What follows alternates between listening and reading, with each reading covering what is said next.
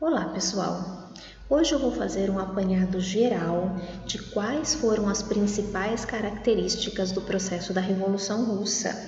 Este evento ocorrido entre 1917 a 1922, mas que terá aí inúmeros desdobramentos ao longo do século XX. Bom, inicialmente, a Revolução Russa, ela aconteceu, entre outros motivos, por uma grande insatisfação popular dentro da Rússia. A população vivia numa situação de extrema pobreza, de uma forte recessão, de uma crise política, social, econômica, e o governo dos czares, eles não se importavam com a população, eles não estavam preocupados se as pessoas estavam passando fome, não tinham educação, não tinham saúde. Simplesmente eles fecharam os olhos para tudo aquilo que estava acontecendo. Então, o primeiro motivo da Revolução Russa foi a insatisfação da população com um governo que não dá suporte. Para piorar ainda mais a situação, este governo, que além de não dar suporte, pegou o dinheiro da população, o dinheiro dos impostos e colocou em uma guerra mundial. Exatamente o processo da Primeira Guerra, que teve início em 1914, foi amplamente apoiado pela União Soviética, antes a Rússia. Nesse momento, então, a população enxergou aquilo como a gota d'água. Era o que faltava para o copo transbordar.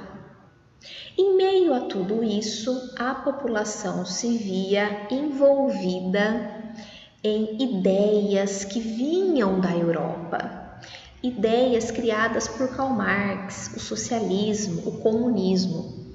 E essas ideias acabaram alimentando grupos sociais e políticos dentro da Rússia.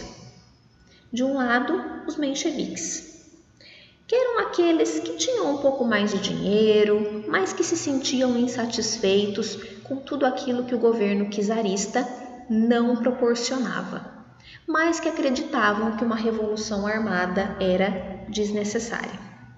Do outro lado, os bolcheviques, que afirmavam que a revolução armada era absolutamente necessária, urgente e que só através do uso de armas e da revolução era que o regime czarista chegaria ao final. E foi exatamente os bolcheviques, liderados por Lenin, assessorados por Trotsky, Stalin e Kerensky, que tomam o poder dentro da Rússia. Ou seja, o regime czarista chega ao fim. E a Rússia se vê obrigada a sair da guerra devido a questões internas. De 1917 a 1922 se forma um novo país.